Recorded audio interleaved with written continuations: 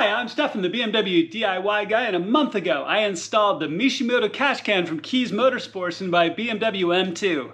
It's time to check to see what we've caught.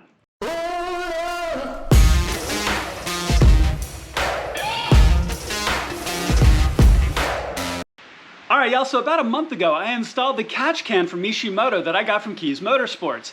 I highly recommend having one of these in my cars, and I had one in my 435, so the N55 motor, for quite some time.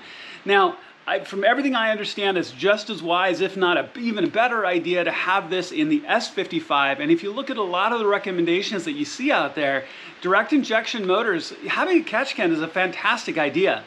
I'm really impressed with the build quality and all of the features that the Mishimoto can adds. And if you watch my installation video, I go through that in some detail. But it's been in for a month. I haven't checked it yet. And I actually wanted to take you with me when we live time, go ahead and pull the can off and take a look at what it's caught over the last month. All right, so one of the very first things you want to do is go ahead and take off the top plastics. There are 3 quarter turn nuts on each, so just turn them quarter counterclockwise.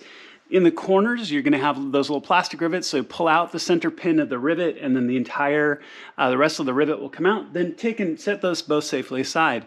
Really quickly, your positive battery post is here, and it's going to be uncovered, so always make sure to cover it with a rubber glove or something similar, because the ends of your carbon fiber strut are metal, and you wouldn't want to touch it. That would be bad. Okay?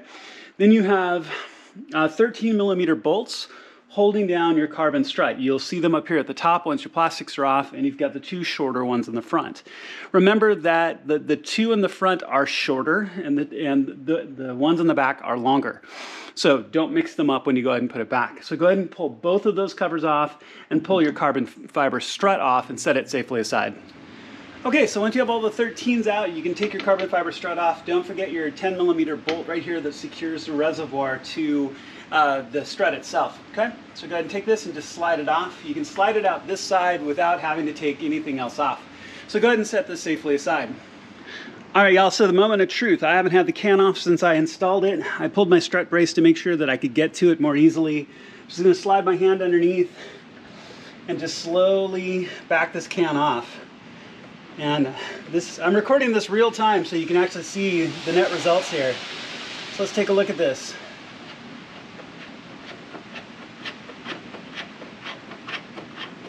Big thing is, as you take it off like this, don't drop it. That would be a huge drag.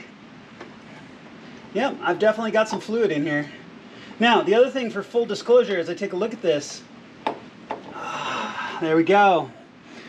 Let's see if we can get this on camera really nicely here. Yeah, I definitely have some oily water in there. I probably have about a finger's depth worth of moisture and oil and gross that it's collected, and doesn't smell very good either. Let's see if I can get it in the light at all.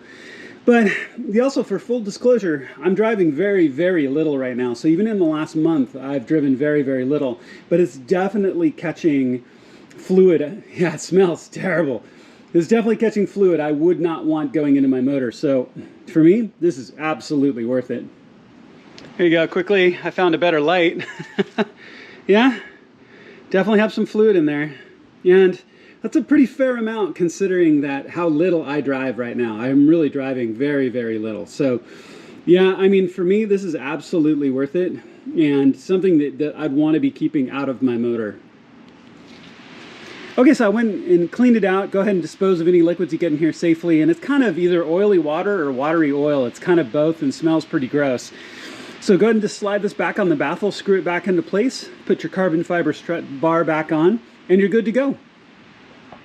All right, so checking your catch can obviously is really simple. You just put your carbon strut bar back on. You could probably do it maybe without taking your strut bar off, but the last thing I wanted to do was drop that can, especially it was full of fluid, which would just be disgusting. The more you drive, the more fluid you have in there, so don't take it as a note of how little, relatively small amount I have in there, because again, as a reminder, I haven't driven very much in the last month. But this is something I highly recommend. And if you go out and you check out all the resources and other opinions out there too with direct injection motors, they really do suggest having a catch can. And I think the Mishimoto one is one of the best designed I've seen. Make sure to check out my install DIY and all the advantages that come with this kit, and you can get it from Keys Motorsports. So thank you so much for watching. I really appreciate it. Please make sure to click subscribe and the little alarm bell. It makes a tremendous difference for my channel. I really appreciate you, and I'll see you on my next video.